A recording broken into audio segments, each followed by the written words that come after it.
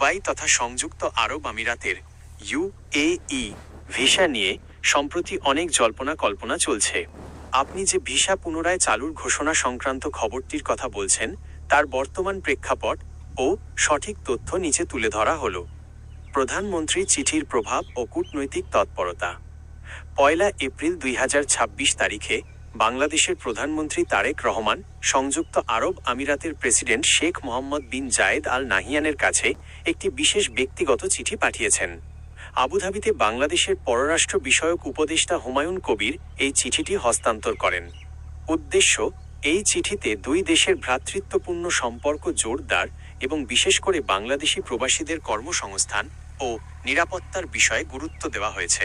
ফলাফল, এই উচ্চ পর্যায়ের কূটনৈতিক আলোচনার ফলে বন্ধ থাকা সাধারণ শ্রমবাজার বা ওয়ার্ক পারমিট পুনরায় পুরোপুরি খোলার বিষয়ে একটি ইতিবাচক পরিবেশ তৈরি হয়েছে। 2. বর্তমান ভিসা স্ট্যাটাস এপ্রিল 2026।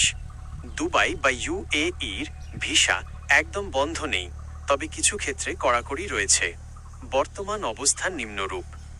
ট্যুরিস্ট বা ভিজিট ভিসা বর্তমানে অনুমোদিত ট্রাভেল এজেন্সির মাধ্যমে বাংলাদেশিরা দুবাইয়ের ট্যুরিস্ট ভিসা বা ভিজিট ভিসা পাচ্ছেন, তবে এক্ষেত্রে পাসপোর্ট স্ক্যান, ছবি এবং অনেক সময় এনআইডি কার্ডের কপি প্রয়োজন হচ্ছে। ওয়ার্ক পারমিট, কাজের ভিসা, সাধারণ শ্রমিকদের জন্য নতুন ওয়ার্ক পারমিট ইস্যুর ক্ষেত্রে যে সাময়িক কড়াকড়ি ছিল তা তুলে নেওয়ার বিষয়ে দুই দেশের মধ্যে আলোচনা চূড়ান্ত পর্যায়ে। বড় কোম্পানিগুলো যেমন কনস্ট্রাকশন বা সার্ভিস সেক্টর বিশেষ অনুমতির মাধ্যমে এখনও কর্মী নিতে পারছে। পেশাজীবী ও গোল্ডেন ভিসা, চিকিৎসক, প্রকৌশলী, নার্স বা উচ্চদক্ষ পেশাজীবীদের জন্য ভিসা সবসময় উন্মুক্ত রয়েছে। 3. সাধারণ প্রবাসীদের জন্য সুখবর। 2026 সালের শুরু থেকেই শোনা যাচ্ছিল যে শ্রমবাজার পুরোপুরি উন্মুক্ত হবে। প্রধানমন্ত্রীর সাম্প্রতিক চিঠির পর দুবাইয়ের শ্রম মন্ত্রণালয় ও বাংলাদেশের প্রবাসী কল্যাণ মন্ত্রণালয়ের মধ্যে টেকনিক্যাল বিষয়গুলো নিয়ে আলাপ চলছে। আশা করা হচ্ছে আগামী কয়েক সপ্তাহের মধ্যে অদক্ষ বা সাধারণ কর্মীদের জন্য ভিসা প্রক্রিয়া অনেক সহজ হয়ে যাবে।